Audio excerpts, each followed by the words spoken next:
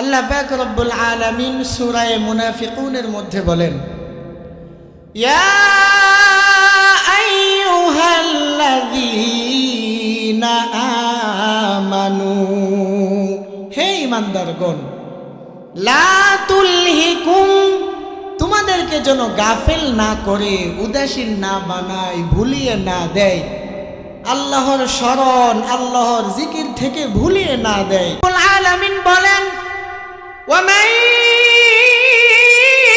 يفعل ذلك فأولئك هم الخاسرون।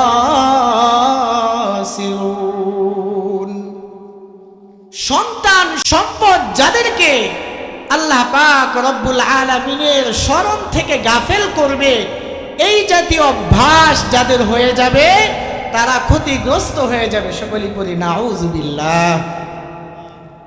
দুনিয়া ভুলে মানুষ যেন আখিরাতের কথা চিন্তা করে। পাশাপাশি আল্লাহ তাআলা বলে দিয়েছেন, মরণ চলে আসলে আর কাউকে ভালো কাজের সময় দেওয়া হবে না।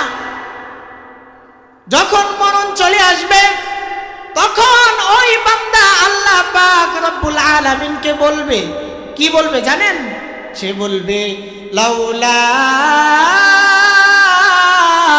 আখরতানি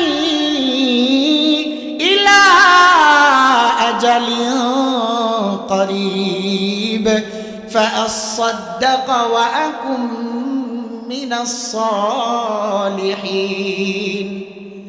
ওই বান্দা আল্লাহ পাক রব্বুল আলামিনকে বলবে, আল্লাহ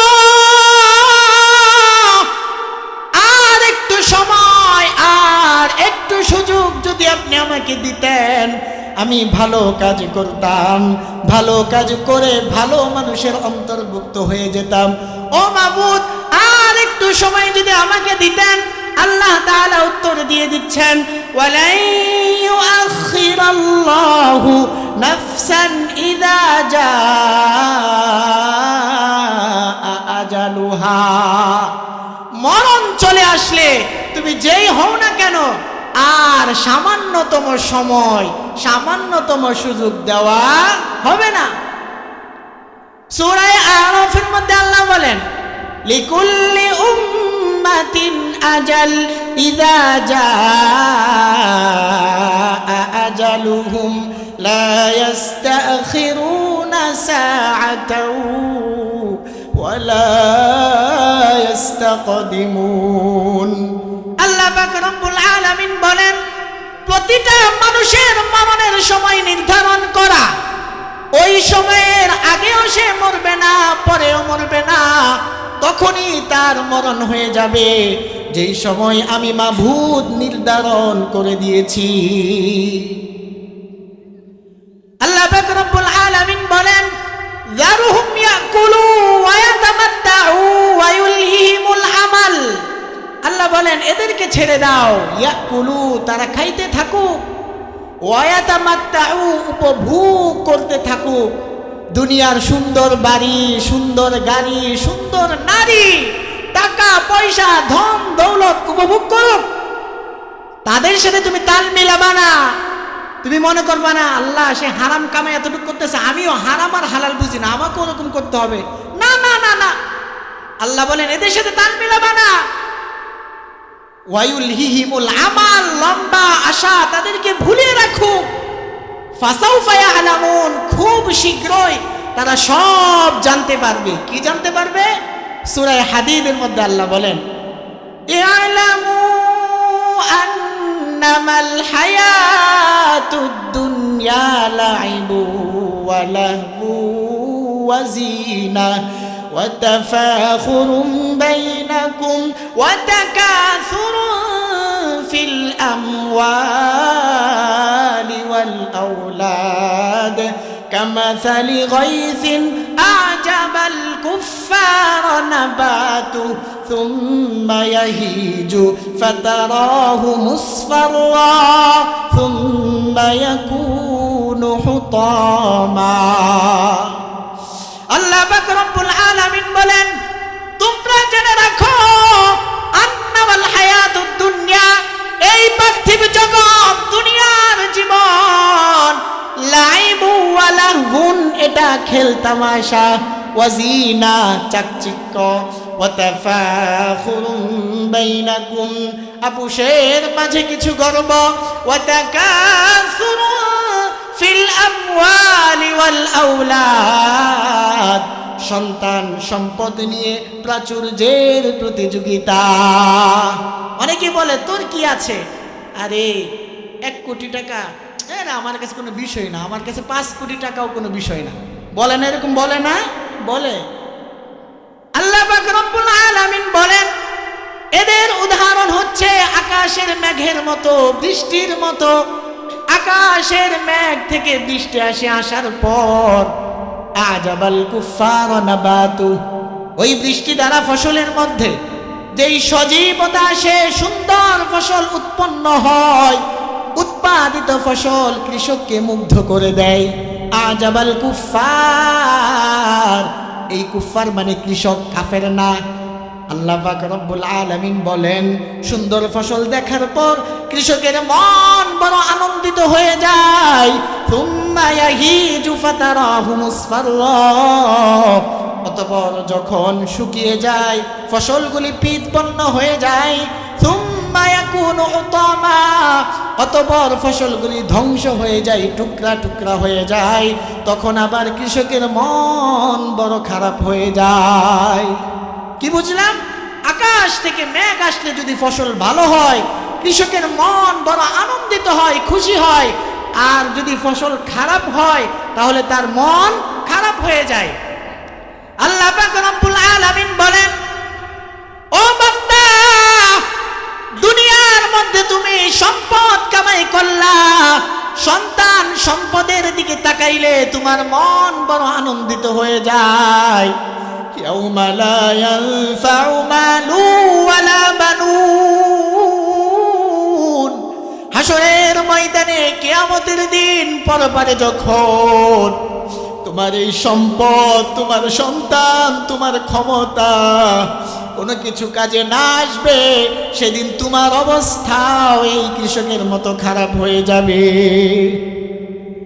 সূরা হাক্কার মধ্যে আল্লাহ পাক রব্বুল আলামিন বলেন ওয়া আম্মা মান উতিয়া কিতাবাহু বিশিমালি ফায়াকুলু ইয়া লাইতানি লাম উতা কিতাবিয়া ওয়া লাম আদরি মা হিসাবিয়া। আল্লাহ পাক রব্বুল আলামিন বলেন যার আমলনামা বাম হাতে দেওয়া হবে, কোন হাতে? বাম হাতে। ওই ব্যক্তি বলবে ফায়াকুলু ইয়া লাইতানি লাম উতা কিতাবিয়া, আমার আমলনামা যদি আমাকে দেওয়া না হতো, ওয়ালাম আদরি মা হিসাবিয়া, আমার হিসাব, আমার আমলনামা আমাকে যদি দেখানো না হতো, ইয়া লাইতাহা কানাতিল কাদিয়া, আমি যে মরেছিলাম মৃত্যুর ফয়সালাই যদি আমার জন্য শেষ ফয়সালা হয়ে যেত। মা আউনা আন্নি মালিয়া, আজকে আমার সম্পদ আমার কোনো কাজে আসলো না। হালাকা আন্নি সুলতানিয়া, দুনিয়ার মধ্যে আমার কথায় কত মানুষ উঠতো, বসতো, থর থর করে কাঁপতো, আজকে আমার সেই ক্ষমতা আমার কোনো কাজে আসলো না, সেরকম আফসোস করতে থাকবে। আল্লাহ পাক রব্বুল আলামিন বলেন আল্লাহকুমুত তাকাসুর, দুনিয়ার সম্পদ, সন্তান, এগুলো হচ্ছে প্রাচুর্য, দুনিয়ার ক্ষমতা প্রাচুর্য।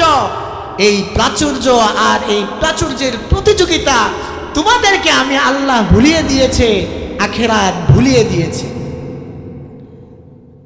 হযরত আব্দুল্লাহ ইবনে মাসউদ রাদিয়াল্লাহু তাআলা আনহুর বক্তব্য, তিনি বলেন আখাযা রাসূলুল্লাহ সাল্লাল্লাহু আলাইহি ওয়াসাল্লাম খাত্তাম মুরাব্বা, নবীজি সাল্লাল্লাহু আলাইহি ওয়াসাল্লাম একটা চতুর্ভুজ আঁকলেন, মানে চার কোণে একটা ঘর আঁকলেন।